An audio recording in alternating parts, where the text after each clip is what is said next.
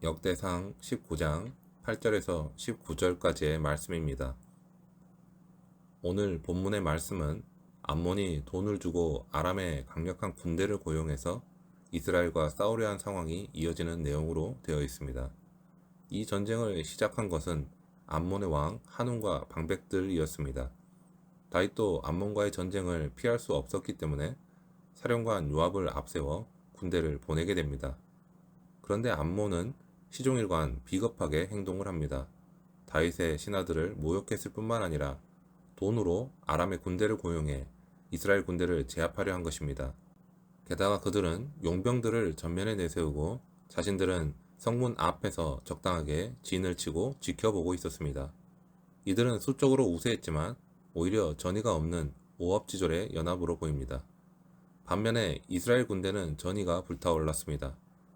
요압은 징집할 때부터 전의로 불타는 군사들을 뽑았고 정예 군사를 선별하여 선제 공격을 준비했습니다.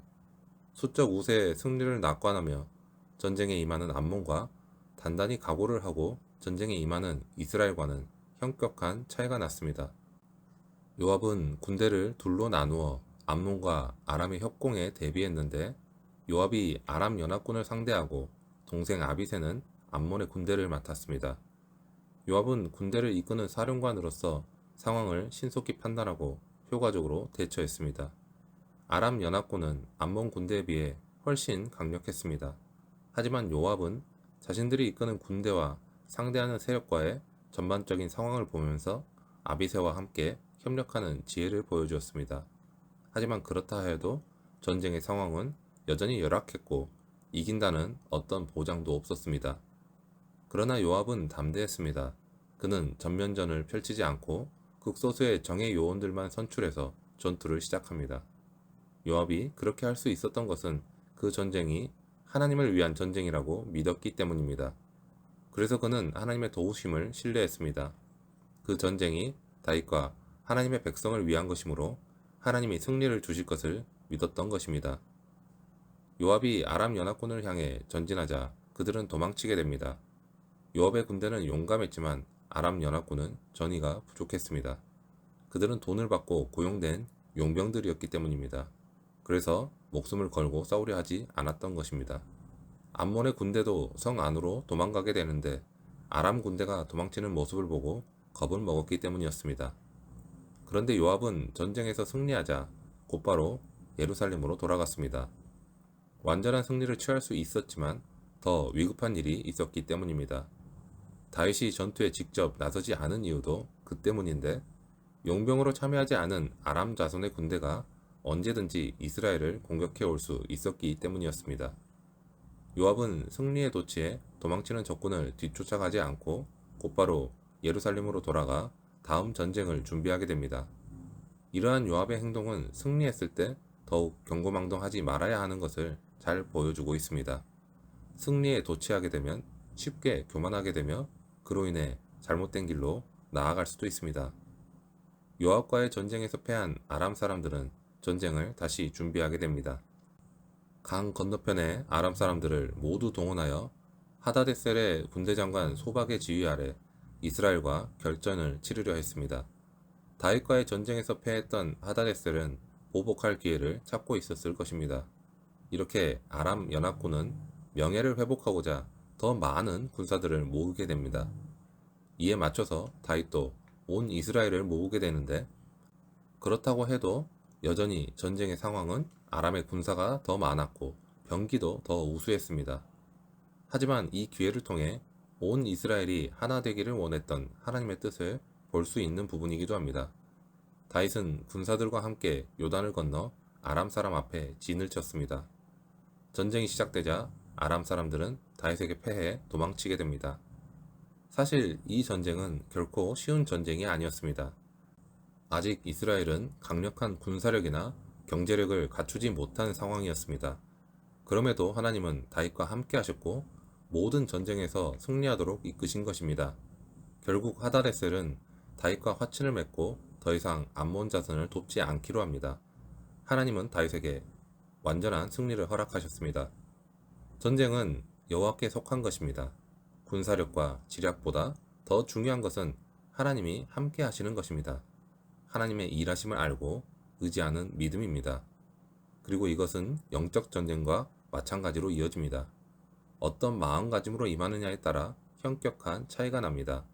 어떤 일이 있어도 결코 물러서거나 타협하지 않겠다는 단호한 마음가짐으로 우리는 영적 전쟁에도 임해야 합니다. 영적 전쟁에서 승리하는 길은 다른 데에 있지 않습니다. 하나님을 신뢰하고 의지하는 데 있습니다. 에베소서 6장의 말씀과 같이 우리의 싸움은 인간을 적대자로 상대하는 것이 아니라 통치자들과 권세자들과 이 어두운 세계의 지배자들과 하늘에 있는 악한 영들을 상대로 하는 것입니다. 악한 세력이 연합하여 공격하는 것에 맞서 용기를 가지고 대적해야 합니다. 그리고 이것을 위해서 주님의 몸된 교회 공동체는 서로 연합해야 합니다. 더욱 중요한 것은 우리의 진정한 대적이 누구인가를 판단해야 합니다. 이 영적 전쟁은 서로 협력하지 않고는 당해낼 수 없는 전쟁입니다. 다윗은 기름 부음 받은 자로서 혼자 싸우지 않았습니다. 그는 이스라엘 온 회중을 영적 전투에 참여시켰습니다. 우리는 영적 분별력을 가지고 하나님께서 함께하라 하신 믿음의 사람들과 악한 죄의 세력에 대항하는 자리에서 하나님과 함께하여 승리하는 곳으로 나아가야 합니다. 건강한 공동체는 한 사람의 노력으로 이루어지는 것이 아닙니다. 요압이 부대를 둘로 나누어 적군과 싸웠지만 그럼에도 두 부대가 서로 도우면서 상황 변화에 적절하게 대처하기로 약속하여 부대를 운용했던 것처럼 서로를 신뢰하며 도와야 합니다. 이러한 약속은 서로에 대한 신뢰가 바탕이 되며 또한 한쪽이 밀리면 다른 한쪽이 더 힘들어지기 때문에 절대로 밀리면 안 된다는 의지와 배려를 바탕으로 하게 됩니다.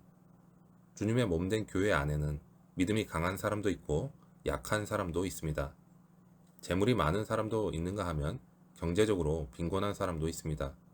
그러므로 강한 자가 연약한 자들을 적극적으로 도우려 할 때 공동체의 온전한 연합이 가능하게 됩니다. 세상의 가치는 자기보다 연약한 사람을 돕기보다는 계산을 하여서 자신의 손익을 따져가며 돕거나 또는 눈을 감아버리는 것으로 담을 정합니다. 그러나 그리스도로 말미암아 세워진 공동체는 다른 사람의 연약함을 나의 연약함으로 끌어안고 서로를 사랑하며 긍휼로 보듬어 주는 것입니다. 사도 바울은 로마서에서 이렇게 권면합니다. 믿음이 강한 우리는 마땅히 믿음이 약한 자의 약점을 담당하고 자기를 기쁘게 하지 아니할 것이라. 우리 각 사람이 이웃을 기쁘게 하되 선을 이루고 덕을 세우도록 할지니라. 우리가 자기 자신을 기쁘게 하기보다 연약한 지체를 살피고 돕는 데 열심을 낸다면 우리 공동체는 하나로 연합될 것입니다. 그런데 열심을 내지만 목적이 분명하지 않으면 바다 위에서 열심히 노를 젓기는 하지만 오히려 목적지와 정반대 방향으로 향하는 배와 같을 수 있습니다. 개인뿐만 아니라 공동체도 목표가 분명하지 않으면 열심히 노력할수록 더 깊은 어려움에 빠질 수도 있습니다. 그러므로 공동체가 승리하기를 원한다면 하나님이 기뻐하시는 뜻을 목표로 삼아야 합니다. 이스라엘 군대를 이끄는 요압은 암몬과 아람 연합군과 싸우는 목적을 분명하게 인식했습니다. 바로 우리 백성과 우리 하나님의 성읍들을 위해 싸우는 것이었습니다. 싸우는 목적이 분명하기 때문에 반드시 승리해야 한다는 간절함, 그 절실함이 극에 달했을 것입니다. 그 목적이 또한 하나님이 선하게 여기시는 것이기에 승리를 기대할 수 있었던 것입니다. 우리 광약교회를 향한 하나님의 뜻은 무엇일까요? 각자가 다른 목적을 가지고 있다면 그것은 아람 연합군과 다를 바가 없을 것입니다. 하나님께서 함께 모이게 하신 우리 교회에 하나님께서 바라시는 뜻이 있습니다. 가장 기본적인 뜻은 우리가 개인적으로 느끼는 위로와 같은 것이 아닌 우리 주님이 명령하신 지상 명령에 있습니다. 주님은 너희는 가서 모든 민족을 제자로 삼아 아버지와 아들과 성령의 이름으로 세례를 베풀고 내가 너희에게 분부한 모든 것을 가르쳐 지키게 하라 라고 명령하셨습니다. 교회는 먼저 복음을 전하여 믿음 가운데로 나아가서 예수 그리스도의 제자로 세우기 위해 가르치고 돕는 일에 힘써야 합니다. 만약 우리가 기본적으로 모든 그리스도인에게 주어진 이 사명에 힘쓰지 않고 있다면 교회는 나약한 존재로 전락하고 말 것입니다. 영혼을 구원하고 제자로 세우는 일에 교회가 한 마음으로 힘쓸 때 영적 전쟁의 승리를 경험하게 될 것입니다. 하나님께 쓰임받고 영적 전쟁에서 승리하는 공동체는 어떤 공동체일까요? 하나님과의 관계 속에서 그 말씀에 순종하는 공동체입니다. 그 순종의 항목은 여러 가지가 있겠지만 오늘 본문의 말씀 가운데에서는 서로가 서로를 돌아보고 하나님의 목적하심 안에서 하나가 되는 공동체를 알려주고 있습니다. 연약한 지체를 도움으로써 한 몸으로 연합하는 것은 믿는 자에게나 믿지 않는 자에게나 모든 사람들에게 강력한 메시지가 됩니다. 또한 주님의 지상 명령을 분명한 목표로 삼고 충성하는 공동체여야 합니다. 이렇게 분명한 목표를 가지고 한 마음으로 연합하여 영적 전쟁을 치르는 교회는 하나님과 함께함으로 그 전쟁에서 분명히 승리하게 될 것입니다. 믿음 안에서 굳게 선다는 것은 하나님의 뜻이 임했을 때 어떤 상황 속에서도 흔들리지 않고 끝까지 하나님만을 선택한다는 것입니다. 우리에게 닥친 영적 전쟁 중에서 가장 횟수가 많은 것이라면 내가 원하는 것과 하나님이 원하시는 것 사이에서 끊임없이 싸우고 있는 상황일 것입니다. 그 상황 속에서 우리가 믿음으로 굳게 서는 것은 끝까지 하나님만을 선택해야 합니다.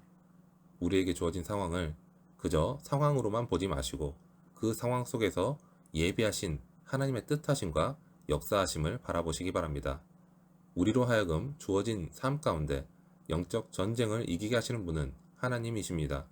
오직 하나님만을 의지하여서 이 전쟁을 이기시는 사랑하는 광역교회 성도님들 되시기를 축원합니다.